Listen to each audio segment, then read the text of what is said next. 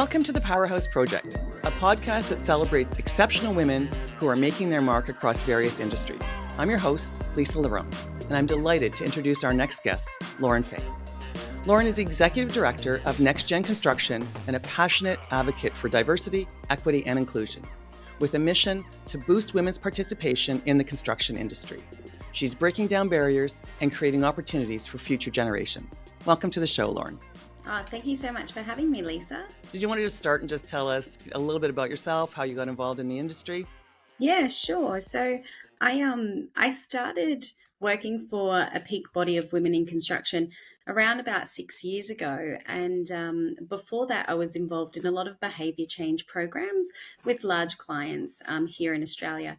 And so behaviour change has really been a very strong passion of mine, and it's something that I live for. It is what I live for. And it's my why, I guess. And when I started working with the peak body, I fell in love with the industry. I fell in love with the stories.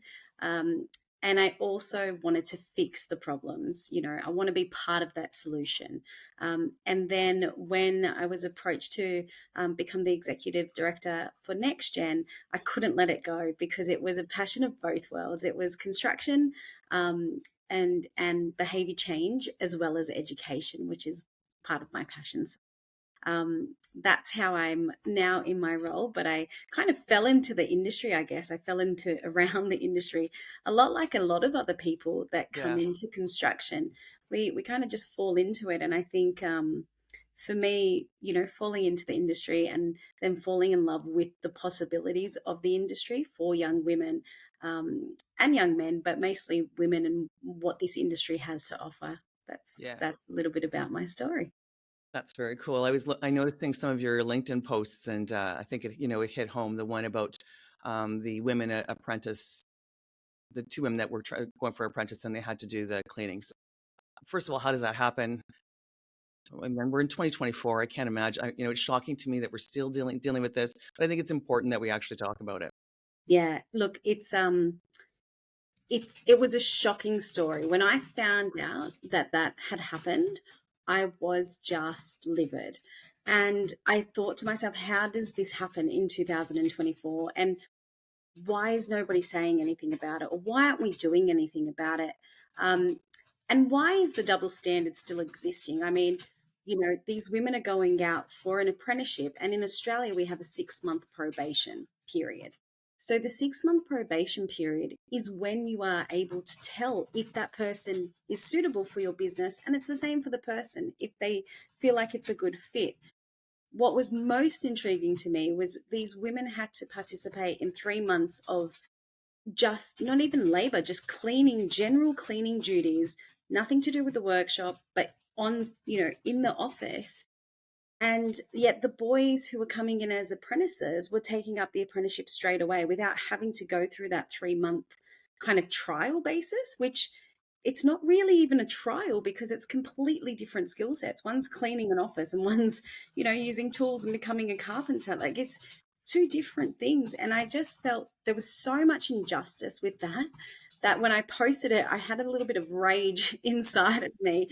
Didn't actually think that it would get, you know, the reaction it did, but I guess it shows how many other people were enraged by it as well. And I think it's just, we all know that this is not on and it shouldn't be happening, yet nothing is really happening about it. Nothing's changing.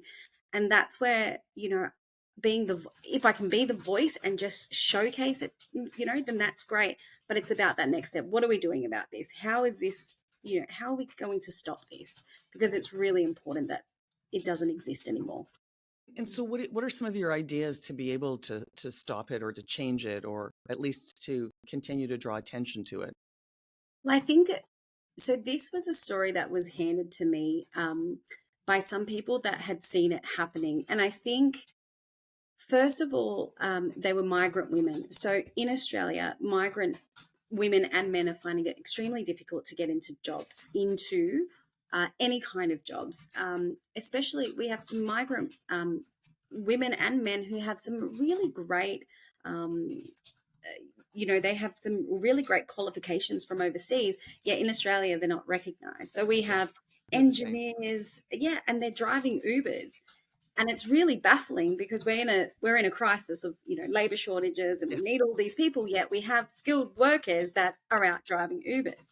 Yeah. Um, so I think for me, the very first step is around, let's call out this behavior, because first of all, it's not okay. But secondly, it's about how do we educate these smaller companies. So the bigger tier ones in Australia are doing quite a lot to engage women. They have a lot of policies, they have a lot of procedures. And I think it comes because they are so well off. However, with the littler, the small business, the SMEs, those tier 3, 4 builders, and just the subcontractors, there's really nothing for them there's no way for them to really entice women to enter the industry. And they also don't have that education piece around why it's important to engage women in the correct ways. So I think the education is the first thing. And, Nelson Mandela says it the best, right? Education is the most powerful weapon that can change the world. And I truly believe that. I truly believe with the right education, unconscious bias training, and calling out what they're doing wrong and why it's wrong, that will start to create a shift. And if it doesn't, that's okay if that's how they want to be, but they are not an employer for women, and we will not be sending women down to those people. And I think that's where we have to start actually acting upon as organizations and different companies, only working with companies that are true about diversity and are going to respect women. And I think sometimes, we let it slide because it's just easier to let it slide, or we're not really taking action seriously. We talk about them, but we're not taking action seriously. So for me, knowing that this company did that, no longer on the good books, unless they go through the education and change, no women will be recommended there. It's just not going to happen. Now, do you have a list of companies that have either completed the training or that you feel are open to employing women? Yeah, so look, there's a lot of big companies, especially the tier ones, that have invested a lot of money on women in construction. They've invested a lot of money for diversity and inclusion training. So there is a lot of these companies. I think that's all well and good because they are big companies and we can see what they're doing. The problem that I feel with where this industry, especially in Australia, where I think it lacks is those bigger companies are doing a lot of things, but then they're having their subcontractors who don't have those things in place. And it really is about these big companies helping these subcontractors and littler businesses to follow along suit. And what does that look like? How do we help them? That's the most important thing. Um, so for me, you know, there's always horror stories in all companies. I don't think every company is squeaky clean. Um, but it's about, let's really get serious about even the big tier ones. Get serious. Look at your subcontractors, bring them along on that journey, because and then it is fit for site. It is fit to work on. So I know in Ontario, one of the things we talked about is there's been no human rights complaints for women in construction. And one of the things they find is they don't get they everything gets settled out of court. So you actually don't know if there's, and rightfully so, I don't think everything needs to go to court. But we're saying now you can have the same employer that consistently is settling out of court. And so you wouldn't know as a woman, trying to find a job in construction, you could actually be applying to the company. So it'd be nice if we could, I mean, and I don't know whether that's reasonable or not, but to have a roster to say, here are the people that have actually settled out of court. I think it's nice to be able to know so that, as a woman that's getting into the industry, that you would know this is a company I want to work with or I don't want to work with. And I agree with you. I mean, if you don't want to work with women, that's okay, but we should actually let women know. Yeah, and in Australia, we do have a company called we call it WGEA, which is Workplace Gender Equity Agency. And what they have developed is a tool. It's not just for construction, it is for most of the businesses in Australia that employ over, I believe it's over 100 people. And those companies must report into WGIA, and when they report in, they get an accreditation. I guess it's very similar to an accreditation. So women can actually go on, and men can go on and see what they're doing, what the policies are, and they tick boxes within this framework. So that has been working really well. They actually pushed recently for the gender pay gap in construction, which is the highest in all industries in Australia, which is horrible. It's actually gone backwards, and we haven't actually moved an inch forward. So that's really concerning.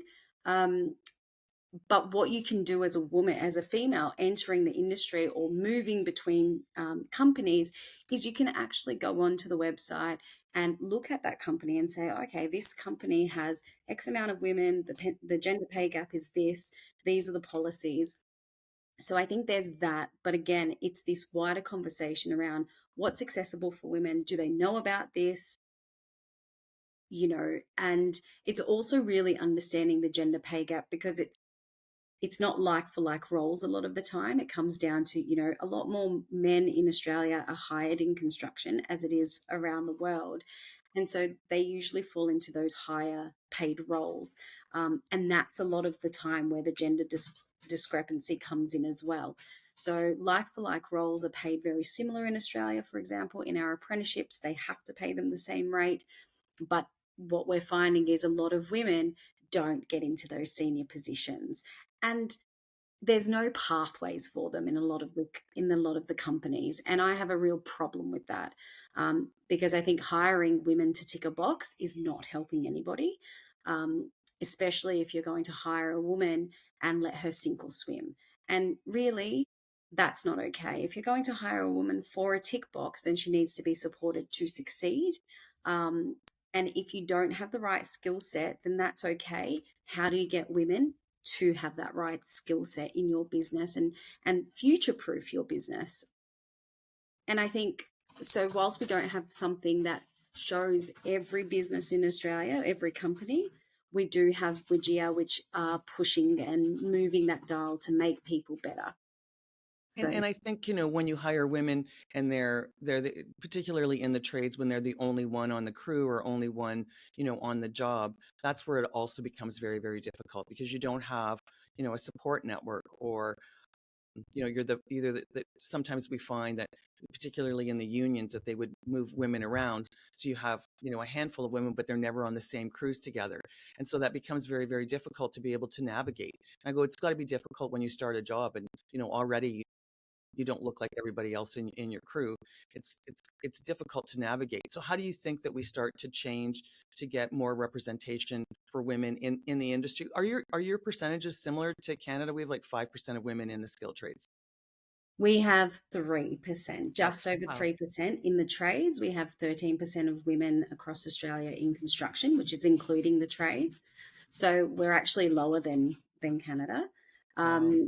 Which is very telling. It's very telling. When we have stories, and I can talk to you about horror stories all day long, but when you hear stories of, female apprentices standing on a ladder, doing their job, and they get, somebody walks past and bites them on the calf muscle and says, "Oh, gee, your calf looks lovely. I just needed to take a bite." And then that woman just leaves the industry. Yeah. You understand why. You understand why.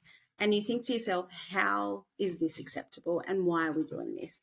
So I think to get more women into the industry, first of all, I'm so conflicted every day of my life. The reason I'm conflicted is because I get to go out and encourage students, female students, to come into the industry. NexGen, that's what it is. It's a not-for-profit. We go out and we see school students from, all over New South Wales predominantly at the moment, but we will look to expand into different states. And last financial year, we saw over 6,000 girls, female students. And we talked to them about construction. After seeing our program, we had a 7% increase of females that wanted to join the industry, or at least were considering it, which was 7% more than what was previous to us going out. So that is a really big game changer, even though the percentages seem so small. So I think that's a really positive thing, how we can get women in, especially the young ages. The problem that we have is then keeping them.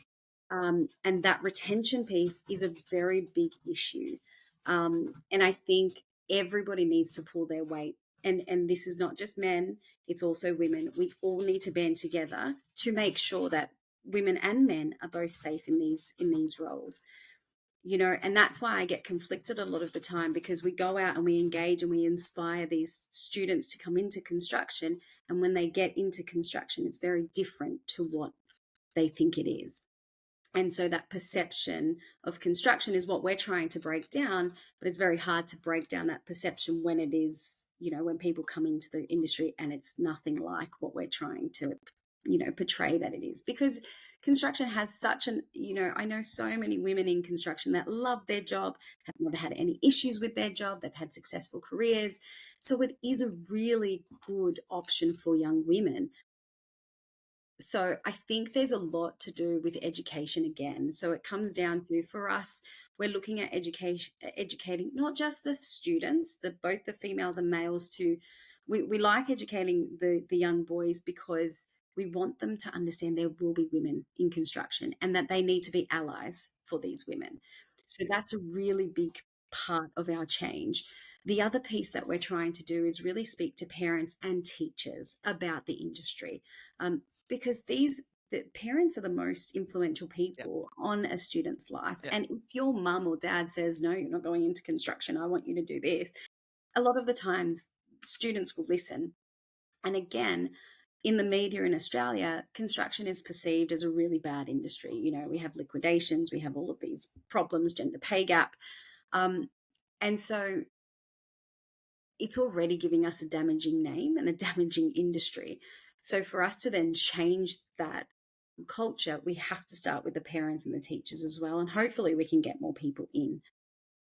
So I think if everyone does their part to talk about how good construction can be and the viable career options, maybe we can get those younger women coming through, and also women from different industries.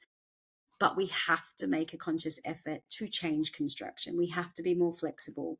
We have to offer job sharing roles, which is something that not many companies are doing. And I know it's difficult for the littler companies to do this. It's a lot of money.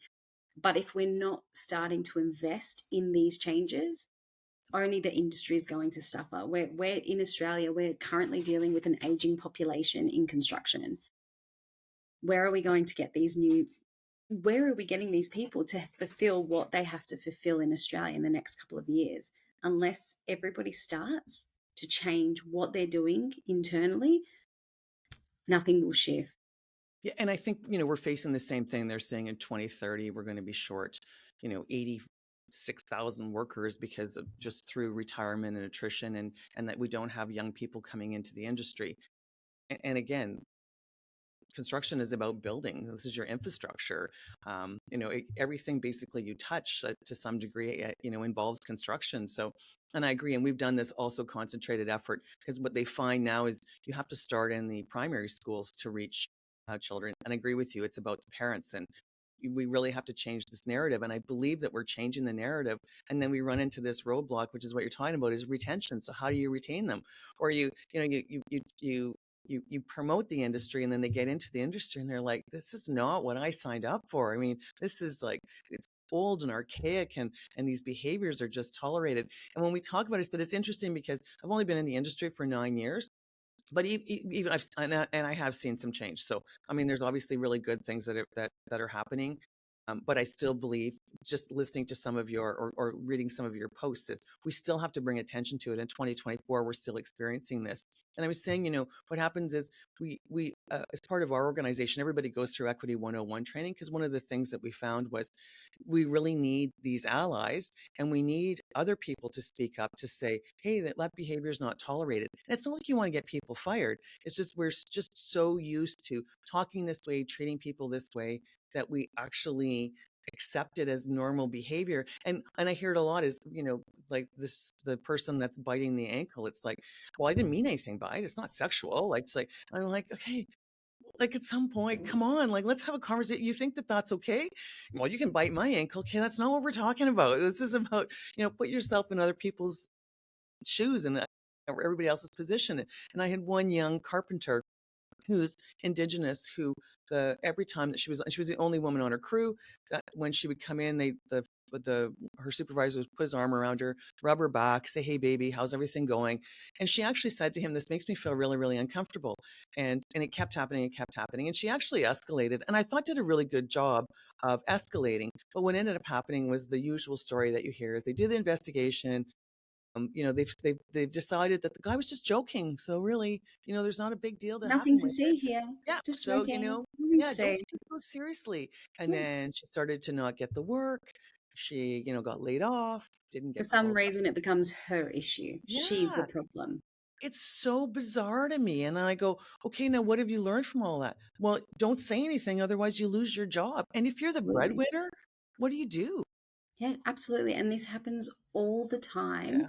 And this is why a lot of the sexual harassment reports will not ever come to light, because it's that fear of losing their job, the fear of saying anything. I heard of a very similar story where a woman was on site, and I can't remember what he was, but he came over and he grabbed her around the waist and was just holding her while there was, a bunch of people looking, working on plans or whatever they were doing.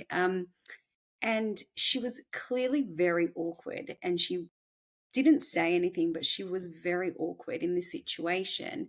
Um, and once everybody kind of left and he also left, a lot of people came over to her and said, "Are you okay? You looked like you were really uncomfortable. I'm sorry that happened." Now, that's great that they went up to her and checked on her, but what did we do with that man? Did anybody actually stop and go, "Hey, mate, Yeah. drop your hand off her. She looks Yeah. uncomfortable"? Or, did anyone go up to him after and say, "I think she didn't really like that or appreciate that. Maybe don't do that next time"? Nobody talks to him. He's the he's the reason that happened. So whilst it was great that they're checking on this woman, what are we doing about him? Oh yeah, she feels uncomfortable. I'm going to check on her. This guy's going to do it again and Yeah. again Yeah. because And nobody's also working because I out. think also nobody has said anything either. And I'm not condoning the behavior, but I think that's where we have to get to, is to say, hey, this isn't tolerated. Because the other thing is it's like bullying. You may not be the bully and you may not be the victim of the bullying, but if you're witnessing it, You're a you're affected. bystander to the Yeah. effect. And Yeah. this is the problem that we all have. And it's something that I want to instill in Australia is, a bias, an unconscious bias training that actually it's it's something that will shake you to your core, not something that you do. Because a lot of people will say, "Oh, I wouldn't let that happen," or "I wouldn't let that behavior happen if I saw it." But actually, a lot of people would, and they wouldn't even know it, which is why, it was so interesting when I posted that people were, connecting with it and thanking me for posting something like that. And I thought, what are we missing? If I'm posting this and I didn't even witness this, it was a story that was handed to me. How many other things are people not talking about or saying? And when we are on site or around that behavior, how many times do we tolerate it? And, the other day I witnessed, and this is not about construction, but I witnessed my daughter playing soccer, and she was or football. She was playing soccer, and she was trialing out for the development team. Not one girl showed up, so not one girl was interested. So they had to put her in the mixed comp, which was fine. You know, we got there, not one other girl was there. So she was already feeling really hesitant to play because it was 30 boys and her. And so she already had that feeling of, I don't belong. But I was so proud of her. She went out on that field and she really gave it her all. The difference and what outraged me was that the fact that none of these boys passed the ball to her. There was not one throw in, not one kick, not one pass, nothing to her because she's a girl. And the other part that bothered me, it was all, "Okay, boys, come over here. Come here, boys. Yeah. There's a girl on the team." Yeah. And whilst that doesn't seem like a big issue, it actually has so many negative effects on a young girl because, I just have to be a boy, I guess, or, that's acceptable. And so we start at this young age where we start, segregating the girls and the boys, and start thinking about, the different gender roles that students have. And I was so outraged, and I posted that as well, and that also took off. And it was quite interesting, because I think, well, who was calling it out? Where is the change happening? If we're all happy to stand by, and there were so many people that said, oh, this happened to me, this happened to my son, my daughter, because it happens in both genders, it's not just one. But females tend to be, targeted more, I guess. I think it's just the hierarchy of things and how we are. And then, the intersectionalities of women, migrant women, it just gets worse and worse down the train, down the chain. And I think, what are we doing? And I love that you said we need to speak to primary, because the other day, actually on Wednesday, I was in a primary school, and I saw nearly 200 primary school students over 7 classes, and they were kindy and year 1. And I had a photo of all different people in construction, all wearing different things. And I asked them, who is the boss of this project? And there was, in the middle of the photo, there was a man wearing a suit. There was also a female wearing a suit, and others were casually dressed, or some in their high vis. And all 7 classes, I saw them at different points of the day, all said, he's the boss. That man's the boss. All of them, without a fail. And then we dived into why. Because he's wearing a tie and a suit. Okay, that's interesting. And then I broke it down again. Well, actually, he's the architect, and you can see he's holding blueprints. And then I said, but actually, the boss of this job is this lady.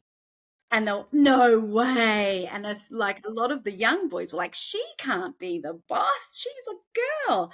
And that, this is 5-6-year-olds we're talking about.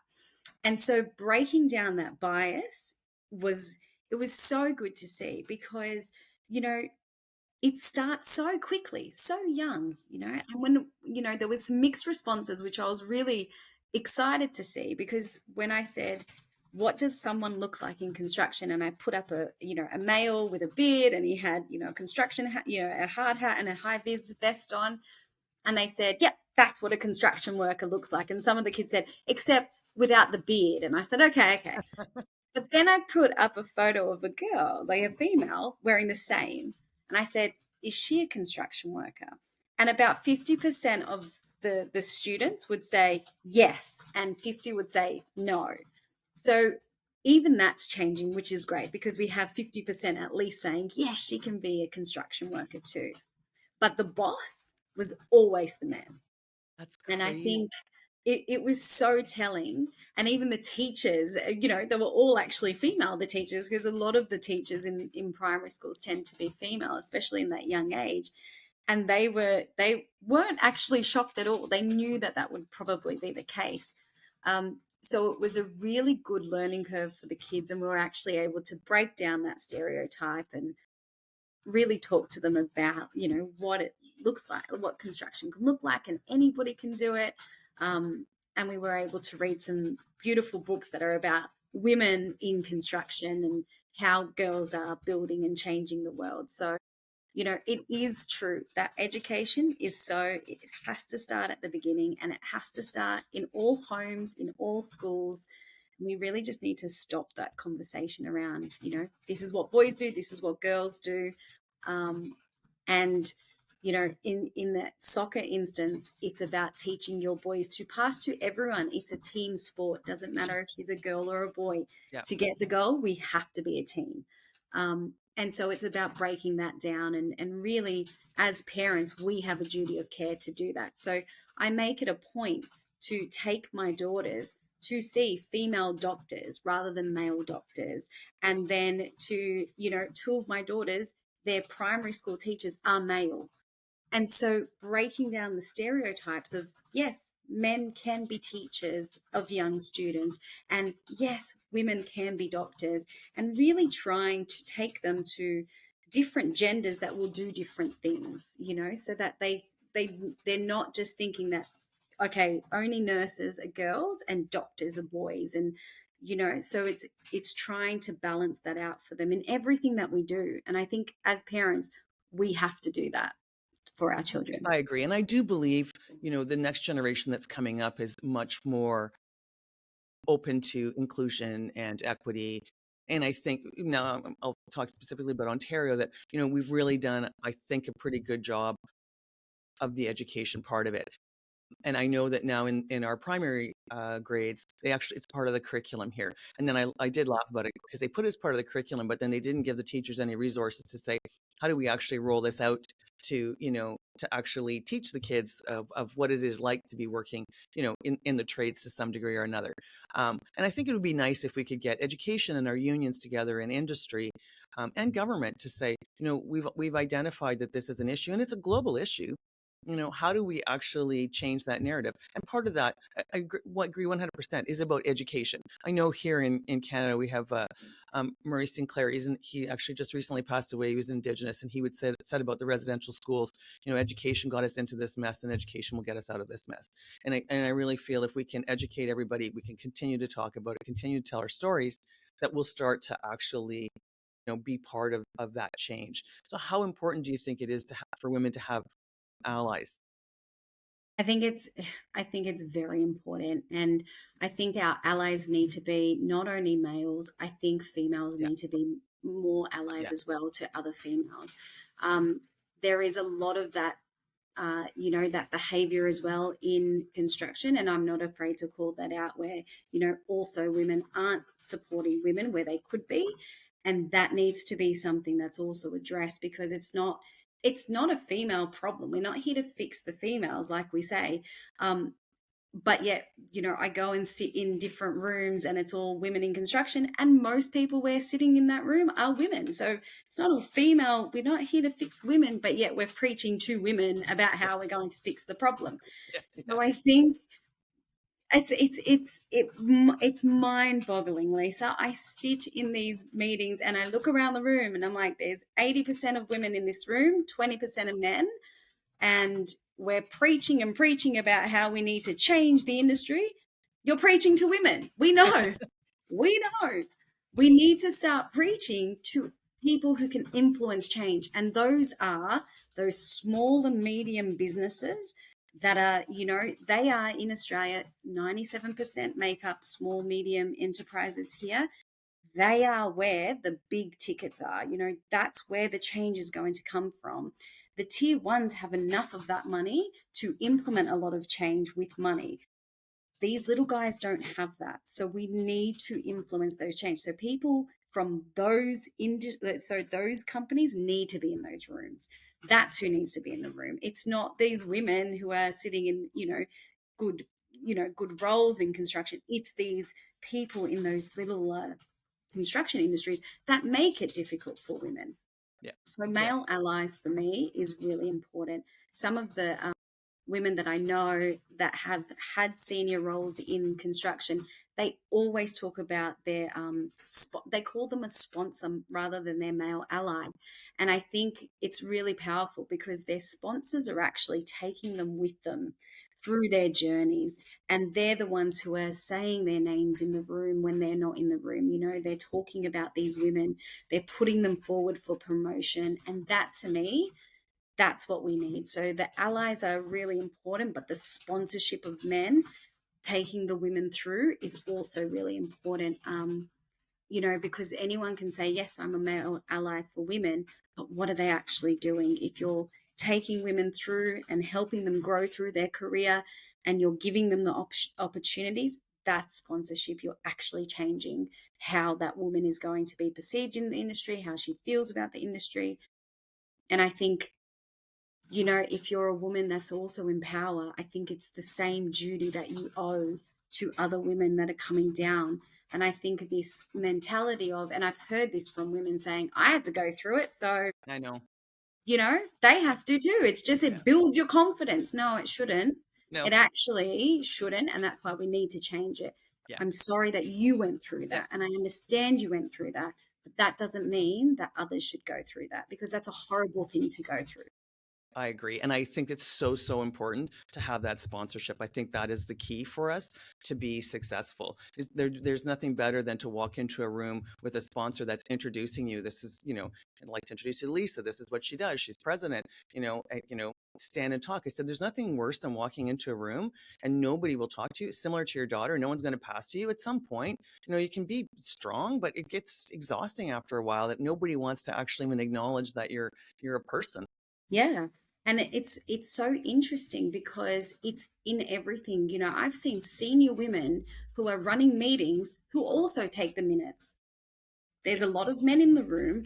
Yeah. These are the things we need to change. That, and again, I think it just comes down to the unconscious bias where, we see roles and gender diverse roles at such a young age. We see, what a nurse should look like and what a construction worker should look like. We see, even I heard on one of my posts about the soccer was a mother talking about her son who was discriminated because he was also playing netball. Again, it happens in both worlds. And again, it's just because in somewhere along the line, we've gone netball's only for women and that's a woman's sport, and soccer and football, they're male sport. It's kind of baffling. Like, that's not how it works. It's got no gender, has no role. Like, roles have no gender in anything, neither does sport.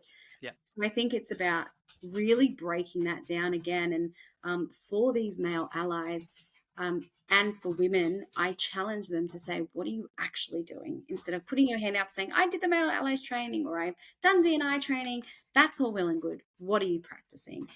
Are you saying that person's name in a meeting when she's not there? Agreed. Are you looking at that pathway? She might not have the skill yet, but you can see the potential. What's the pathway for her to get there?